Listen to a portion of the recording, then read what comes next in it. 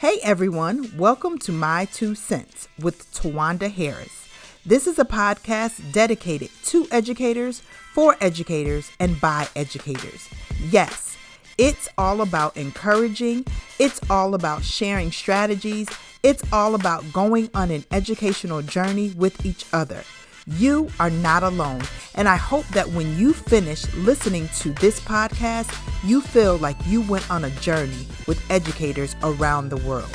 Thank you for tuning in to My Two Cents.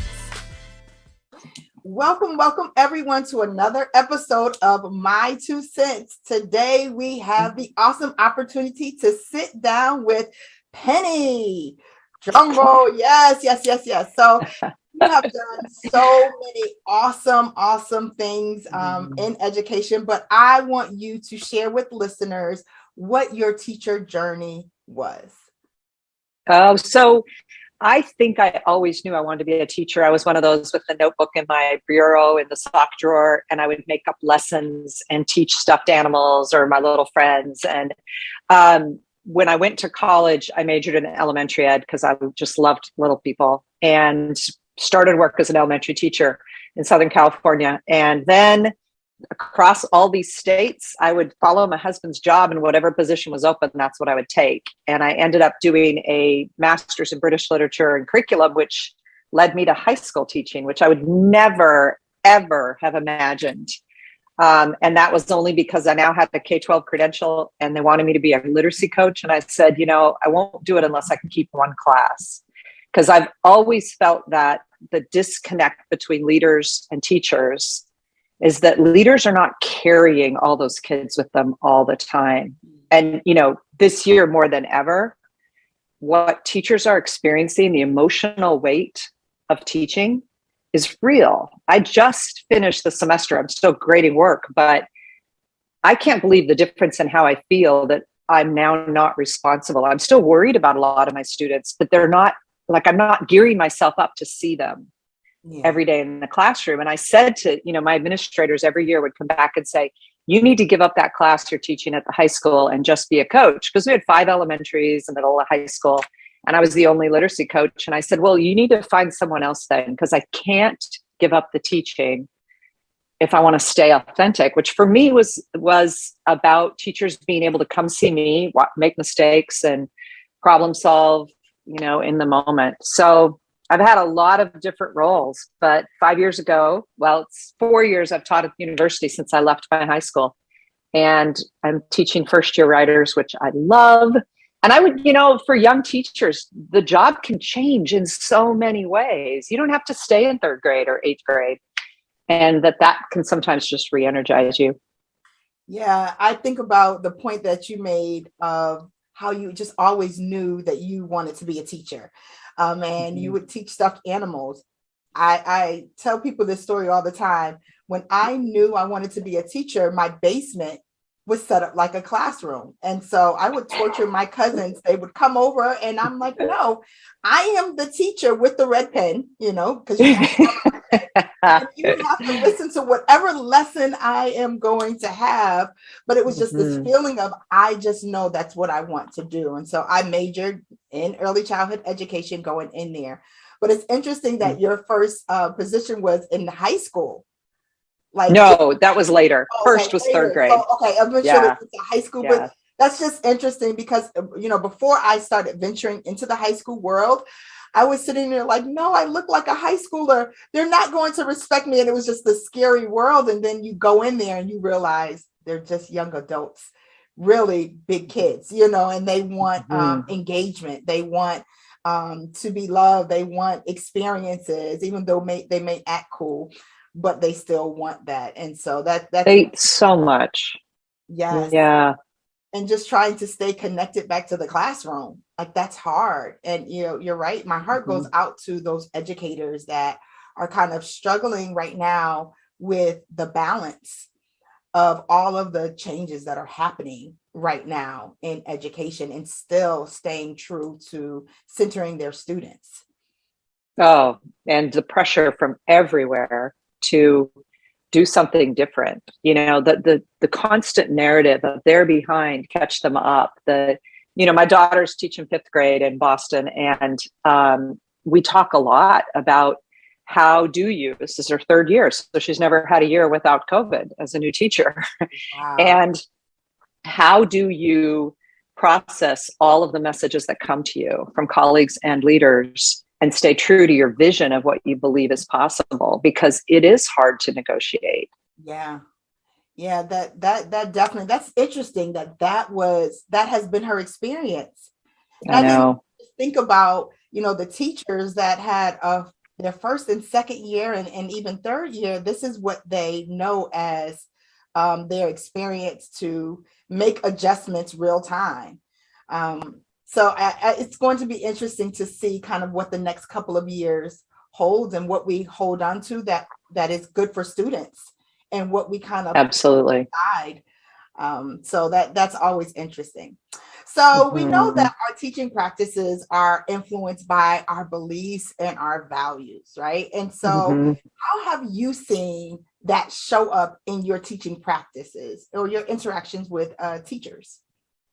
Yeah, we the kind of the community of people that I really talk a lot to about teaching, often we talk about beliefs. I think it is impossible to not think about that in your work because it shows up everywhere. And one of my beliefs from the beginning was that the kids in my room were more important than any curriculum or assessment or pressure or rule or whatever it was, that these were human beings that I was responsible to be understanding and supportive and at times challenging. And, it was always the kids for me. And I think about how often we look at teaching and we go, there's curriculum, assessment, instruction, like circling. But I don't believe that at all. One of my friends led me to think deeply about the fact that the closest thing to kids is instruction. And instruction is more important than curriculum and assessment. And I grow very weary of initiatives that are all focused on curriculum because, my high school here in town, we spent 3 years writing these units that everyone could put online and use, and to me, it was 3 years of not talking about what was happening in classrooms. How often are we sitting beside kids and listening to them and asking them to reflect on what they know and teaching into their intentions, their purposes, their understandings? And I am 1/3 of the way through all of my students' recorded notebook tours from this semester. And just the opportunity, they record 5 to 10 minutes reflecting on what they've learned as writers and where they learned it and what they're proud of. And that should be an essential piece of every teacher's experience because the more we listen, the better we teach. And so I'm always returning to that it's them, not me. And so I look for people who center kids. Yeah. That's such a great point. I just think about just the need to center students so that they feel a part of the learning. And so oftentimes we look at measures that are outside of outside of students, right? And so we think about quantitative, the numbers, and what their performances are on standardized assessments. And okay, you're in this percentile and you're in that percentile. And so you're successful because of that. And you're thinking you could have just been a great test taker. That does not mean that you are involved or engaged in this learning experience. And so I think about ways that I can center my students. I teach a class at Clark Atlanta University, which is one of our historically Black colleges and universities out here in Atlanta. And it's always interesting just to hear some of the things that they wish they would have had when they were in school. I feel old sometimes because my experiences when I was in school, they're like not far removed from high school. And I'm thinking, oh gosh, I have years ago, but those experiences that they have, they're saying, I think I did one thing, the name stories. Sarah Ahmed talks about, name stories. Yeah. I did that with my students and they said, you know what? No one ever asked me the story behind my name. Thank you. Yeah. Yeah. And you're thinking, oh, this is just something we do. And they were so appreciative of just someone pausing and saying, what is the story behind your name, and it hooked them in. They were excited to finish the semester with me because they were centered in the experience. Oh, there's this amazing spoken word poem, Idris Goodwin's Say My Name. Yes. And that's what I used in my class to get them to tell their name story. And so many of them wrote about, I just gave up trying to get a teacher to pronounce my name correctly. And like he does in that spoken word, he says, so then I became E because they couldn't, this minimal, it's as if we don't understand the impact of our own names. Mm-hmm. When you said the 2 Cents podcast, I was like, wait, I'm Penny. I'm the right person because I was always made fun of. Penny, nickel, dime, quarter. Why would they name you that? And how much our name stories work into who we are and what we have to say. Like, we're always talking about students don't want to write, but we often give them really dull things to write about. We don't ask them to tell their stories enough. Yeah. And think of how powerful it is when they do tell their stories. So when we're thinking about building a community of love, empathy, compassion, understanding in our classroom, the best way to do it is to talk to each other. And my feelings and my emotions can be expressed through my writing. But if you give me a prompt and you say, this is the box that you have to stay in, how could I really, really express who I am and bring my whole self into my writing experience and my writing life? So now I want you to think about just reading overall. And of course, as educators, we're constantly reading. As you can see, there are so many books. This is like a corner of my room. And I have and I see right behind you. I know that is not all of your book collection, but it is a wonderful display that you have. But tell me a little bit about the books that you are currently reading. It's interesting. This morning I finished A Bestiary, Lily Huang. She's a professor, and this is the most unusual. It's like a fragmented memoir experience, life vision. It's so many things. I have to read it again to truly understand it. But I start almost every day with poetry and then do some writing. And so for years, I got up sometimes 4:30 and wrote before I went to the high school, just to kind of center myself in language and beauty and experience. But I'm also one of those people who reads a lot of different books at the same time. And so I always, for my students, keep them in my writer's notebook. What am I currently reading? And right now there are 8 things I've started that I haven't finished. But it's kind of just the way I work. And I've learned to just live with it. Times I, zip through and finish a book. But other times it takes me a very long time to read. So I don't know if you've seen Moth Me or Me Moth. I don't know which way I say it. Amber McBride. It just won the Morris Award. It's up for the Morris Award. It's a young adult journey story. I just have to show you a picture of the cover in case your listeners are at all interested in this book. I read so many. I just noticed this is what I'm reading, one of them, and I see it back behind you, Black Boy Joy. Oh, yes. I love that book. But I think that, covers sometimes to me are just unbelievable. Post, yes. Yeah, this is a book, again, I have to read it again to truly understand it, but it's a novel in verse, and those are the books that just my students are drawn to. And so there's poetry, there's young adult that I can recommend to kids. That's always in my mix. And there's always professional books. And those are the ones that make me rethink, that make me continually refine my practice. And it has to be there because I always have so many questions. One of my beliefs about teaching is that it is always open to revision, and that we have to approach learning as not certain, but filled with doubt, because we're not sure. I'm not sure if this is the right choice today in class. And all of that it's just so important. 2 others that have been really important. Anything by Clint Smith. So this semester, my students read Counting Descent with me over this semester. Oh and then How the Word is Passed, I used as a book club book because it's just phenomenal. And he's phenomenal. And yes. I have learned so much from him. But the other one is I've been giving away to everyone because Brendan Kiley's The Other Talk, right? Oh, wow. Reckoning with Our White Privilege, which digs into all of the ways that white people have to do work. And that has been kind of a theme throughout the last several years. Love this. Yes. Don't you have that up there somewhere? Oh my goodness. I love Renee Watson. I have it right there. And so my daughter is in the Ariel did the teaching guide.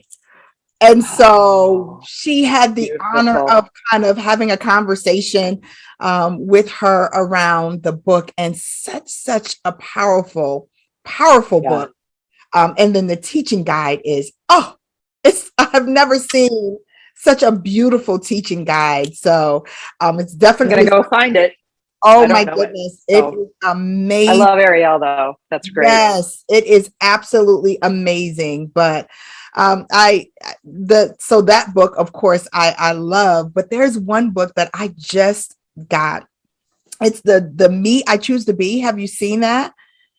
Oh my goodness. No. Look at this. Oh. It is. Oh my goodness. That is so beautiful. I'm writing it down. By Natasha Anastasia Tarpley. But the illustrations, it goes through. Look at this. Oh my goodness. It is absolutely beautiful. So it goes. That is beautiful. It talks about different things. I am the winding road to a fantastic adventure. I am a home where love lives at the center. I am the wind with the strength to bend trees. I am the light traveling the universe with ease. Oh my goodness. Isn't it amazing? And, I think about going back to the question around beliefs, how important it is that students see themselves in the learning, and so if I am going to read books or talk about experiences or give examples that they're not just from one perspective, you're not going to hook me with everything you talk about or everything you show is something that I just can't relate to, as a student. Right. I want to see that I am weaved throughout the day, not just during a read aloud or at the end of the day when we have drop everything and read, or just on the bookshelves where, it stays there. Is it a part of my daily interaction with the learning? So it makes me think that goes right back to knowing your students, right? You want to know what their experiences are. You want to listen to them. You want to provide books that they're looking for. Yes. So how about books that are on your future reading list? Can you just come over here and look at the stacks in my office? Okay. I know. I've got two that are my professional next reads. And Penny, we are together. Like that is look at this. This is just, I have to stop buying books. Textured Teaching by Lorena Herman. Yes. Of course, we just did a podcast together on how similar our books are, how they definitely complement each other, but of course, standalone, they are powerful. So we saw a lot of commonalities in just think about as educators. So that is definitely on my things to read list whenever I have time. Oh my goodness.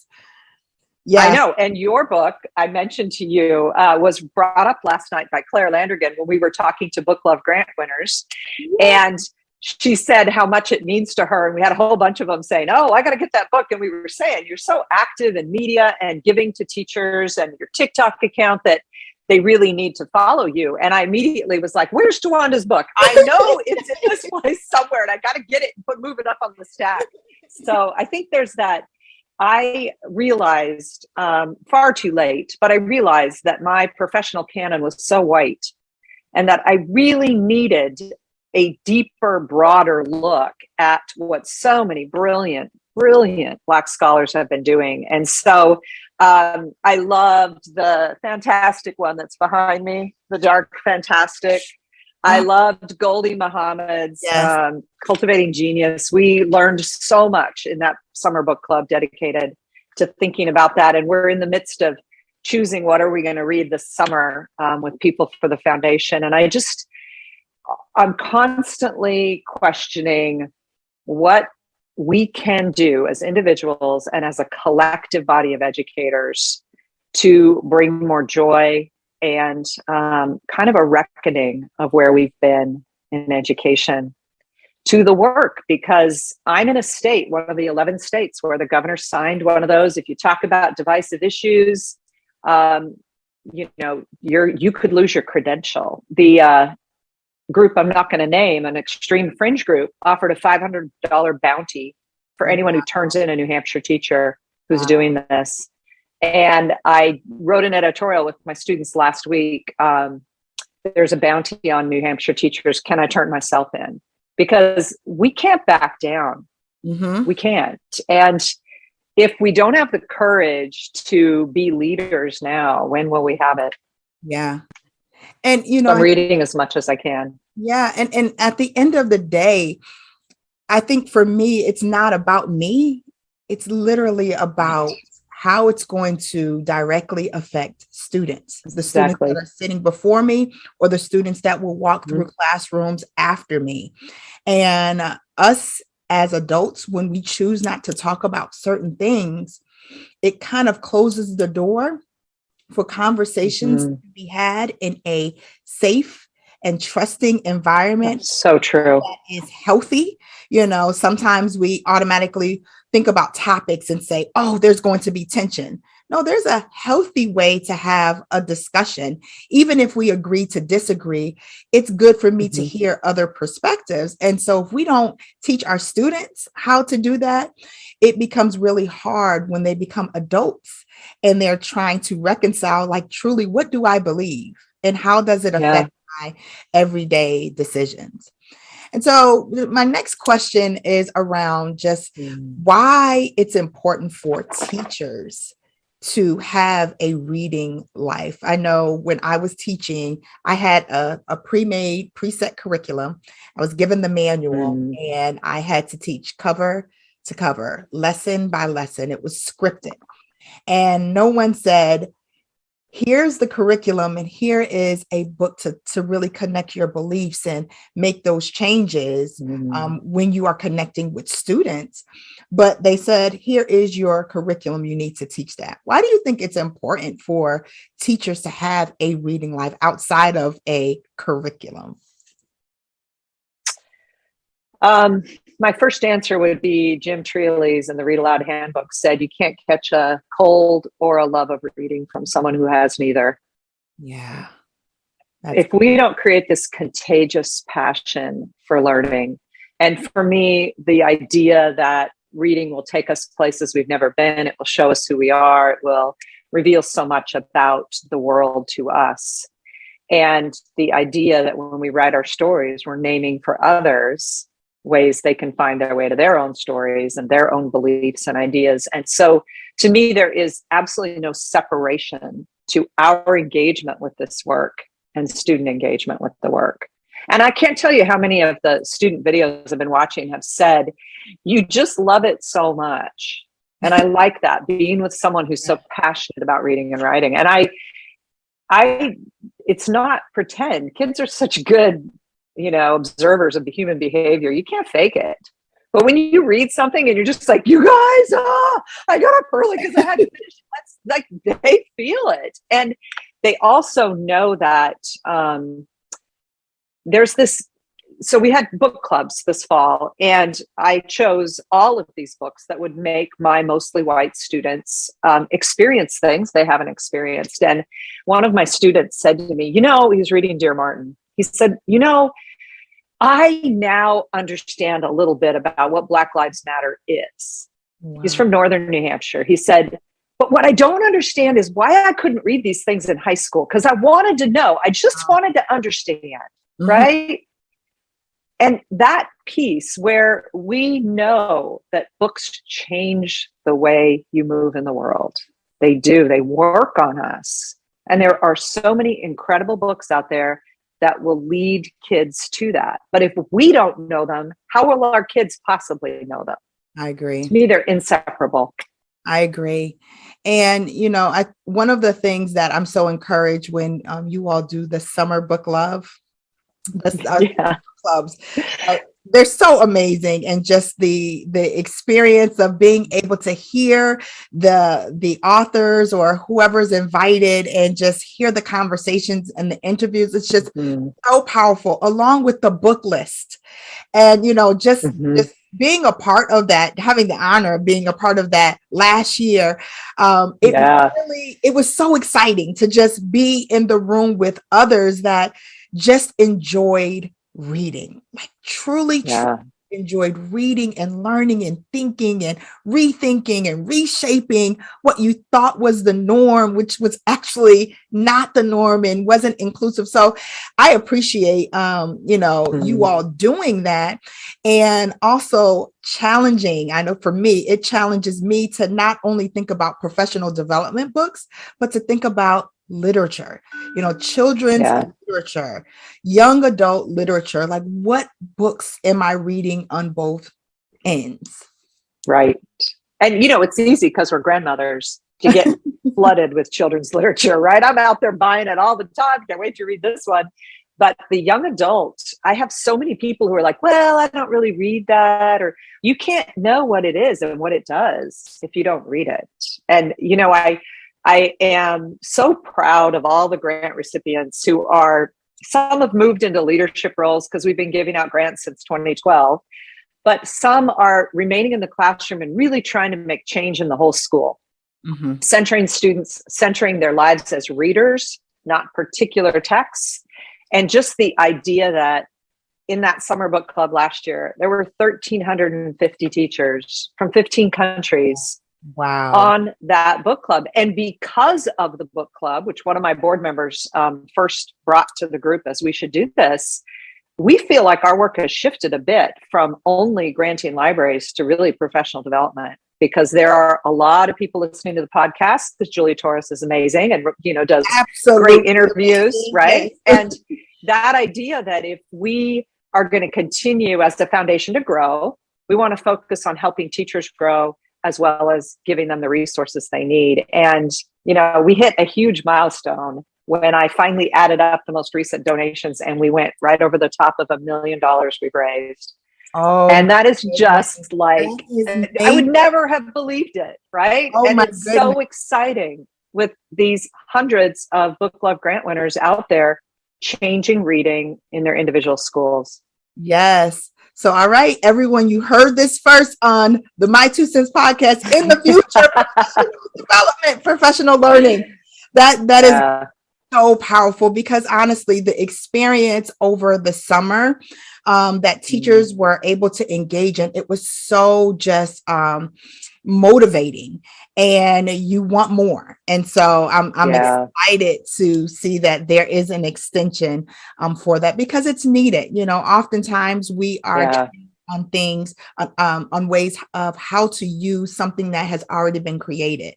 Okay, well, what about us just thinking of ways to use something with our students that are before us this year? Because next year it might change, and the following year, absolutely. Students are so different. So that is going to be very exciting. Okay, so we are coming to a close, and I want to end with our famous rapid fire question. So are you ready? I'm ready, I hope. Okay, so first question. I'll start off easy. What's your favorite season of the year? Oh, absolutely fall. There's this moment when it's cold at night and it's still warm in the day, but it's cold at night. You can feel the bite coming. Love that season. Yeah, I agree with you. I am a fall kind of girl. All right. So what's the most requested book from your grandchildren? It changes over time, but let me think for a second, because they're both two very different kids. And Creepy Carrots. Maisie got all involved in Creepy Carrots, and then there's a Creepy Underwear or something. There's a part 2, and she was really into that for a while. Oh my gosh, there's one we just got from the library, and I can't remember the name of it, that she wanted to read over and over last time I was there.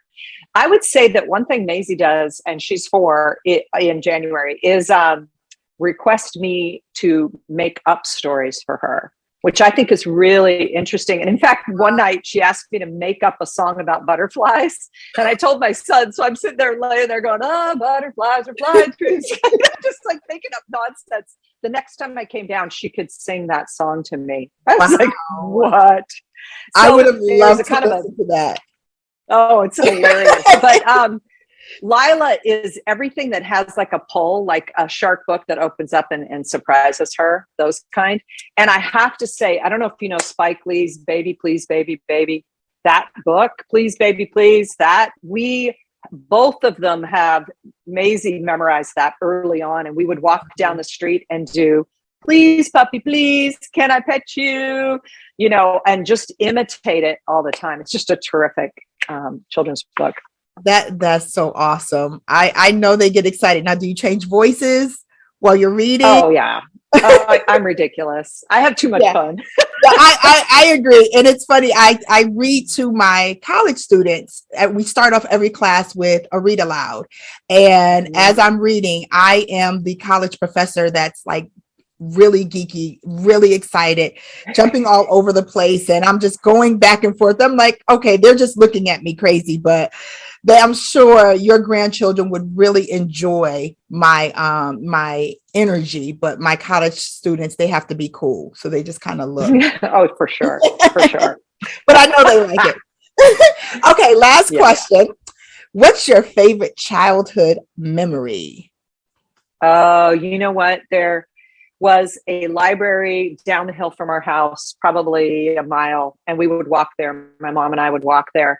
And she would go over to the adult section, and I could be in the children's, or as I got older, into this young adult, as much as there was then, section. And I could check out 8 books. And I always checked out 8 books and pile them into a bag. And then we would walk to this bakery where they had pie and have pie and walk home. And for me, that Montevilla Public Library in Portland, Oregon was a home. I can remember coming home from college and going there to study because it was a place that was so familiar to me. And I think that I know that public libraries are a refuge for so many young people, and to keep them vibrant and alive.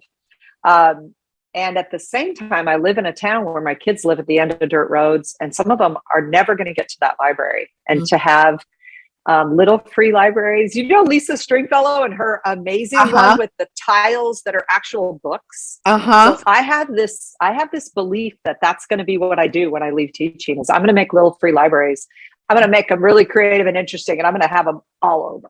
Yeah, I get excited when I see them. I get excited. My daughter, we were driving down the road a couple of days ago, and she looks over and she sees the public library. We rarely ever go because she'll go to the one at school, or I'll purchase the book. And she said, I want to go to the library over the break. And I'm like, yes, we will go to the library over the break. Like, I got excited because she really wanted to do that. And you just think about, sometimes, like you said, there are just some students that just won't make it to the library, whether it be because of lack of access, or just it's not a priority anymore, or they could get on their phones and look at it up an ebook and all of that. But there's something about that experience of just being in the library and being on those the seats. Some are hard, and then you go in the children's section. There's like some, some bean bags there that you can sit on. But yeah, I'm definitely going to do that. So I'm excited about that. All right. Well, thank you so much for just being in conversation with me and just talking about the importance of us having a reading life, how educators just really need to foster that reading life, because it shapes the experiences that we provide for our students. So what advice would you give to any educator that wants to start this work? They just don't know where to begin, and they want to kind of take a step one. Yeah. I mean, the number one thing you have to do is provide time in class for kids to read. And so when I didn't have my own library, I went down to my high school library and said, could you fill up a cart with books that I can share with kids that, they might like? Because librarians are our, great talisman. I mean, they can always be counted on for whatever we're looking for. And so I would bring them down to my room, and then I would just, this one's about this, grab a book, let's spend time reading, because you have to see their engagement to begin to believe. And that's what you'll see. Sure, there will be kids who are struggling to connect. But what I heard last night from book club winners was that this year in particular, they have almost none who are not engaged with reading when they pull the books out. And they believe it's because many, like my college students, had a year and a half at home with no books to read, only what was on their phone. And most of them don't have Kindle accounts. So the truth is, time is right, and start it and see what happens. When we started book clubs in other content areas, my content friends were like, I did not believe biology kids would read. They were totally in. We had all books that had DNA a part of them, and students are hungry to know. That's the thing. So just jump in. Yeah. Give it a chance. That's great advice. So where can folks find you? Tell us about Book Love and, any upcoming events that you may have, or where can folks follow you? So I'm Penny Kittle on Twitter and Instagram. And we have a podcast, the Book Love Foundation podcast, on Apple, on iTunes, that has many seasons. I think this is our 5th season right now. And Julia has been running that for a while. So that has got a whole new shape thanks to a new producer. And then the Book Love Foundation, which is booklovefoundation.org, has so much information on it. And my website, pennykittle.net, also does. It's going to go through a big reconstruction in a month or so. But I try to post mentor texts and, videos of things that will help people. I am for sure learning how to manage my time around what the foundation's work is going to be in the world.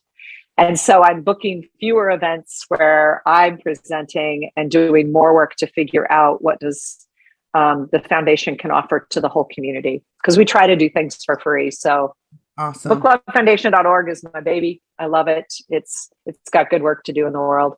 Yes. And I'll make sure in the show notes, all of the resources and the websites that you did mention, I'll put those in the show notes as well. So thank you again for just spending time, just talking with me on the My Two Cents podcast. I'm so excited for what Book Love is going to be doing in the future, what you all are doing now. And to my listeners, happy teaching. Well, good to talk with you, Twanda. Thank you.